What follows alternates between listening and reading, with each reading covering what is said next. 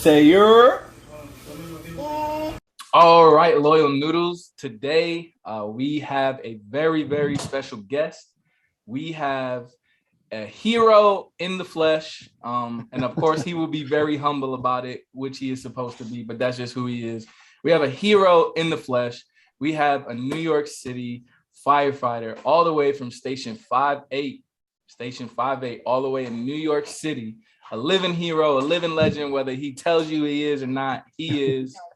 Ladies and gentlemen, one of my dearest friends since junior high school, my friend, Mr. Matthew Bilgore. Welcome to the show, brother. Thank you for having me. Thank you for coming on the show. So as our loyal noodles already know, today's episode or this week's episode or this month or whatever, this episode is particularly dedicated to a very special day that is near and dear to myself and that is near and dear to my good friend, Mr. Matthew Bilgore. We are here to talk about 9/11. Myself, I lived it. I watched it. Bilgore was right there. He watched it as well. So we're going to talk a little bit about his story. He was gracious enough to come on the podcast so that he can share his experience, how that's affected his career now, his family. His dad actually is in the fire department. So, you know, I'm sure he's got some big shoes to fill, and I know he's doing a great job of doing so. So we'll just get right into it. So, Mr. Bilgore, just tell us the story, like just from your perspective, your eyes. Matthew Bilgore, we were in like second grade. We were like 10, I was in third grade. Yep, like 9-10 years old. Like, so talk to me. What was young Matt in third grade? What was going on? What happened? So I don't even know like what subject we were in, but I just remember that at a certain point, the principal had gone over the air and had all the teachers come to her office and they were talking. And in the school that I was in, like in Garrettson, it's mostly fire, PD, sanitation guys, and that's like most of who was going down there. So they pretty much were having all of the people who didn't have parents as first responders and whatnot. Everybody came immediately to the school, and everybody, like me and a couple of my friends, we just got held back, and nobody said anything. Nobody could really tell anybody what was going on. So I just remember like 1-2 o'clock in the afternoon, and my teacher told me that my grandparents were there. And when I had come outside, my grandmother was crying. My grandfather was stone faced as it usually is. And I couldn't really tell what was going on. And then I saw like a flutter of like a couple of papers fly down in front of me. And I looked up. The sky was dark, smoky. There was papers flying everywhere, debris from the towers coming in, even into Garrettson. And I at the time, like I was like, oh, something bad's going on. I didn't understand why my grandmother was crying. And it was like after it processed a little bit, I was like, oh, my dad's probably down there. And they probably can't get in touch with him. And at the time, my mom had also worked in the city too, and they couldn't get in touch with her. And it was like at the time, like you're really a kid, and you always think that like your parents are like superheroes, like they're not gonna, like nothing will be able to take them down and whatnot. And I don't know, you've seen my dad. My dad looks like the Hulk, so I didn't think anything would happen of it. Your dad is an absolute unit. So I mean, at the time, bro, like I didn't think that anything was gonna happen. And it was like a couple hours later, and like I think it was maybe like almost like 11 o'clock, midnight, and I think my mom had just made it to my grandparents' house in Marine Park, and I still hadn't seen anything from my dad. My mom didn't, because I mean, back then, cell phone towers were just like it was just really starting to bloom and whatnot. So there wasn't really much going on with it. And then my dad thankfully ended up, making it back. But it was like looking back on it, I wasn't as terrified as I thought as I think I should be. Like me now, looking back and how disastrous it was, I think that I should have been a little bit more scary. But I for whatever reason, I still had that, that mentality that nothing could break my dad. I mean, later on from it, because of all of his efforts, there are other things that did lead to it almost happening, like him breaking and whatnot. But it was just, I've never seen a sky like that. And that was even like, I was a volunteer firefighter during Sandy in Garrettson, and I literally saw an orange sky from Rockaway, Breezy Point being on fire. I still don't even think that was as deadly as or as upsetting, like pure heartbreak as it was seeing papers flying from Manhattan to the little peninsula and like the farthest end of Brooklyn from where the city is. And it was just like it's you can't fathom like what really went on that day, especially like the kids that are a little bit older were able to, but like in that moment when you're third grade, it was probably in like math. And then out of nowhere, like the world just kind of changed. Everything froze and then had to just pick right back up from literally like a needle dropping. Yeah, my dad had gone down, and then every day afterwards, I think for a solid 9 months, my dad was down on the pit cleaning up, doing like when you see the videos of them doing like the funerals where everybody's saluting and everybody's down there, all the volunteers, like my dad was down there and dedicated everything to it for a solid 9 months, and then eventually ended up getting cancer from being down there because they didn't really have like the correct PPE while they were down there. So that was like the one thing, like that was the first time that like I saw him shaken up about any of it, because cancer's a scary thing at the time back then too. That was also like one of the like, not many people knew much about it back then. But I don't think he regrets anything about it, even to like to this day, like having the cancer or anything like that coming from it. That it's just how guys of his generation in the fire department back then were bred. So your dad, he responded, there were some long-term effects to him responding and whatnot, which is, really tragic. But shout out to the fact that your dad is still here to tell the story and things like that. And I think it's awesome. You guys had that Ken Griffey Jr. and senior moment. You guys got to have a shift or two together, or a moment together, or a car ride together. So I'm sure that was really cool for you guys, but we'll get into that later. But how did this and how did that like later in life, did you guys talk about it a lot, or was there just a lot of conversation, or was it just kind of like one of those like unspoken things where nothing needed to be said?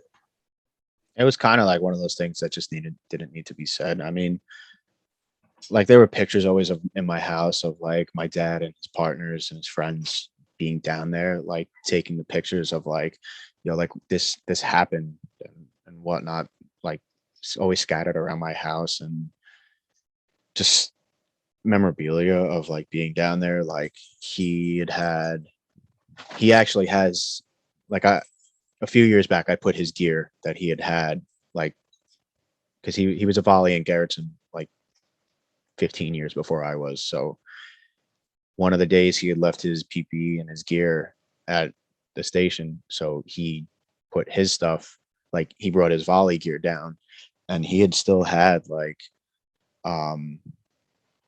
marble from the floors and shit in the pockets. So when they first opened up the museum, Holy shit, dude. yeah, bro, and like little pieces of metal and different things. So like when the museum opened, me and a neighbor had emailed them about putting the stuff in, and I think that was like the first time that he ever really had a conversation with me about it. And that's because I was a little bit older at that point. So but even at the time, like it was still kind of like he wasn't saying much, but it was enough that that was probably one of the first and few times that I've ever seen my dad cry, because it's kind of like he held on to that for 10 years. I think it was later, maybe even a little bit more. So it was kind of like it never really was spoken, and we never really wanted to force him to, me, my mom, or my brother, now that he's grown up. It's just something that we know that when it comes around every year on the anniversary, it's something that gets our full attention, and everything down to detail, especially now that I'm on too. So how was that? Like, like was it kind of like set in stone, like I'm gonna be like a firefighter? Like, I mean, I know the story, bro. I've known you for years, a long time, over a decade now. So, I know the story. Like, but how was that? How was that conversation with him? Like, was it always kind of like, no, dad, like I don't care. I don't care. Like, I'm joining. Like, I'm following in your footsteps, or what? Like, what was that like? I mean, it was always my goal. I mean, it was even as a little kid, it was always my dream. Like I wanted to either be in the MLB or basketball, anything in sports, or a firefighter.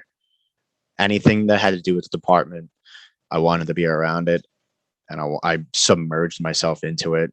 I mean, even with being the volunteer firefighter at the same place that he did in Garrison, I did whatever I could to inch my way towards getting to it. I took every test that I could, anything and everything about it, all the different merch, and even being around the football team since I was like 9 years old. Literally, right after 9/11, my dad joined the team. So I was always around firefighter guys. I was always in different houses. I was always around people, that kind of, and every time I saw it, and every time I saw how like my dad and his friends would interact, and like the brotherhood around the football team, it was kind of like it just kept cementing the fact that it was like I want to do this. I have this urge to want to go out and be able to make a difference in somebody's day, in somebody's life. I want to be able to, in people's darkest hours, I want to be able to help and try to make it less of a darker day and get them closer towards being into the light instead of, the tragedy that just befell on their family. It's just always been a calling, I guess. It's just something that growing up watching, and even my aunt and my uncle, they were cops too. So I've always had the type of family that's been like, we help, we do things 100% when it comes to that. And like I think I only ever doubted it once, and that's with like maybe like the second, like two tests ago for it on. And that's because it was like, there's so many people that are going for it, and then I'm like changing certain things within the test. But other than that, like to get to where I am, because my salary starting was bad. So, and where I was at before it, I was in a construction company. I was like top in the warehouse part of it. It was a multi-million-dollar company. I had power. I had everything I needed. Like they were giving me bonuses and everything.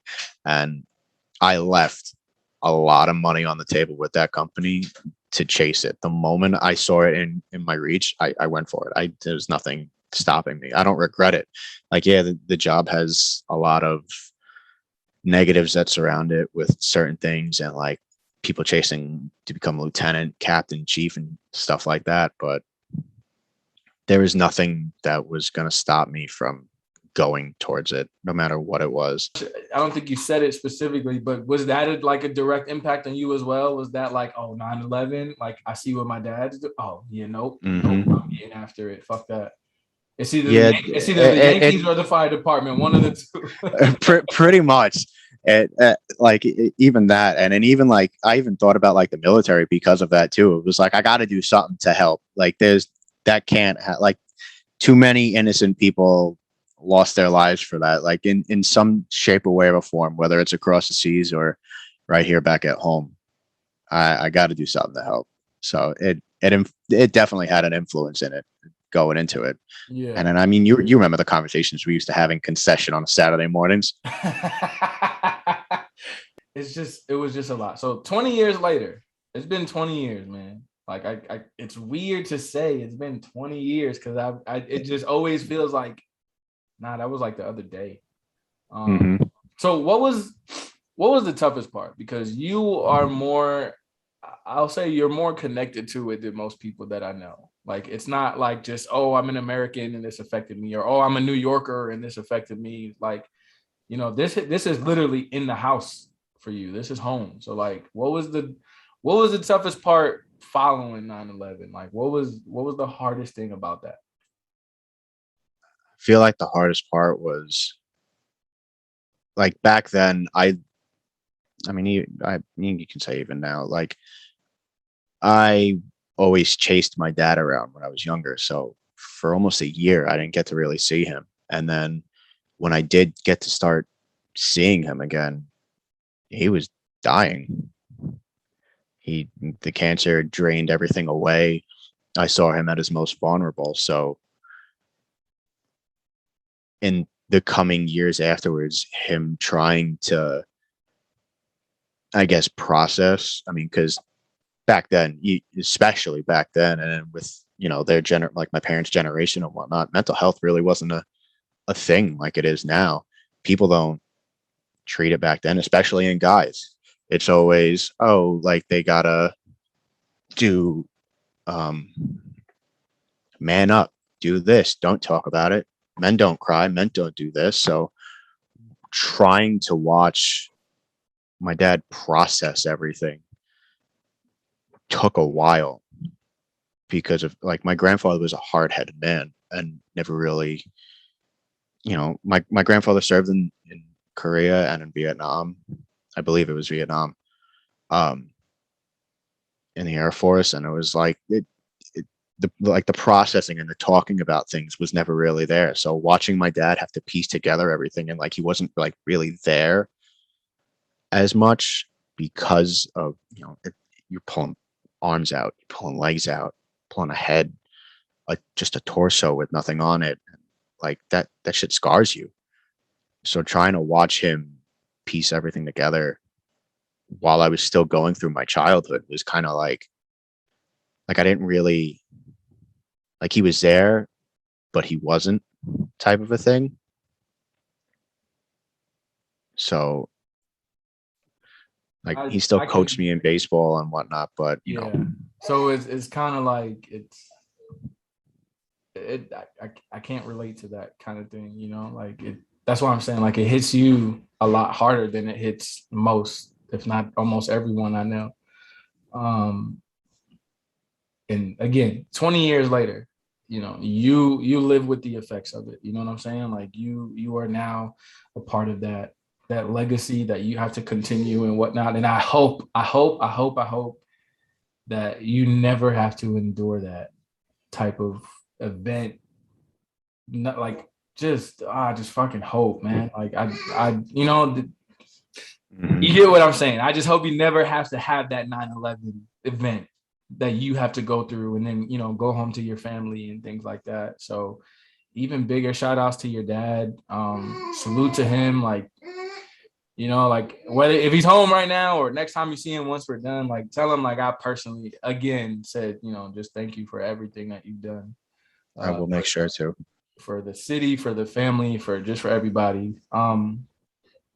So okay, we spoke about some negative. I don't want this to be a really, it's tough to bring up the mood for this episode. We kind of have that challenge of trying to keep the mood up and whatnot, but these are just difficult conversations. But if anything, like was there any good that came out of this, or like I Oh, understand 100%, the 100%. character and things like that.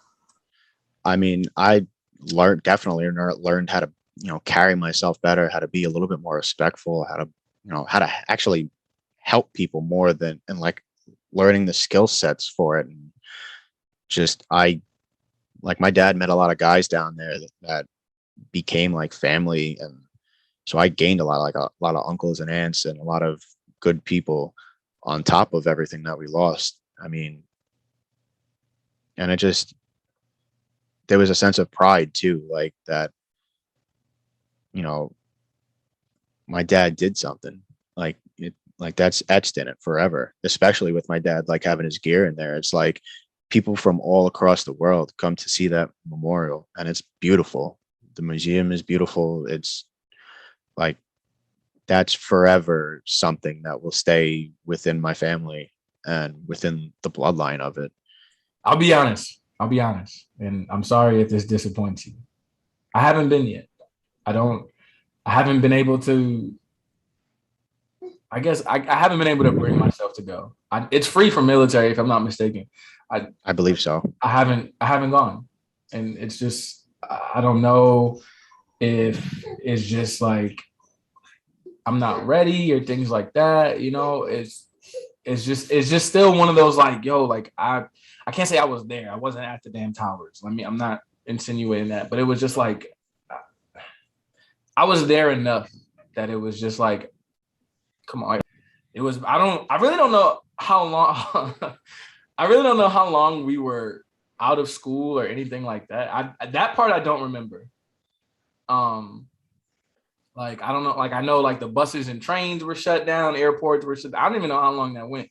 I just remember it was just a few days, a few months, a few years where that was just kind of the figurative cloud over New York. Mm-hmm. It was definitely for a little bit. I definitely for the next couple of days, like the city had kind of like just shut down, and it felt you could tell that the city was different. You could tell that everything had gone south, and it didn't have the vibe. It didn't have New York, New York. No, Like it was that hurt, that hit definitely knocked us down. I'm not gonna front. Like it definitely, we were on our ass for a little bit. And I think one of to me, one of like the scariest things, like when it really hit, wasn't like actually 9/11, September 12th through 30th, anything. It was months later when ground zero became a thing, and like they're still like they finally like let traffic by and whatnot, like once everything was kind of clear to that point. And there was just nothing there. There was nothing there. And then like even like before they cleaned everything away, like if you did so happen to make it by over there, you could still hear the I'm sure you know the term for it, but essentially the devices that the first responders have to like help find them, the CO meters. You could still hear them going off if you got close enough to it. Like that was fucking eerie. Like that was just like fuck. Like that was on a person at like once upon a time, and it's still going off and stuff like that. So it took a lot, but it was definitely something. Again, 20 years later, people, we're both 28, 29 years old, and we still remember this like it happened last week. But Mr. Bilgore, I appreciate you coming on the show and sharing this experience with us. I know it is not an easy experience, but I appreciate the fact that when I hit you up, you didn't hesitate. You stepped up, you came on the show. We appreciate you. If no one else says it, I will fucking say it. Thank you for everything you do. Thank you for the sacrifices you make. And I know you hate this part. I know you hate it, but we still going through it. I don't care. Thank you for everything you do. Thank you for the sacrifices you make. Thank you for your bravery. Thank you for voluntarily joining the most elite team in the world. Just thank you for being a hero to kids and people that you've never met before ever in your life. Just thank you so much for everything you do. Please extend the well wishes from the Good Noodles podcast, especially myself, to your dad as well. Thank you so much, Mr. Bilgore. We definitely appreciate everything you guys do. Even the baby does, as you can hear. But thank you so much for coming on the show, bro. We really appreciate it, man. Appreciate you guys having me on. Absolutely, man. Go Yankees. Go Yankees.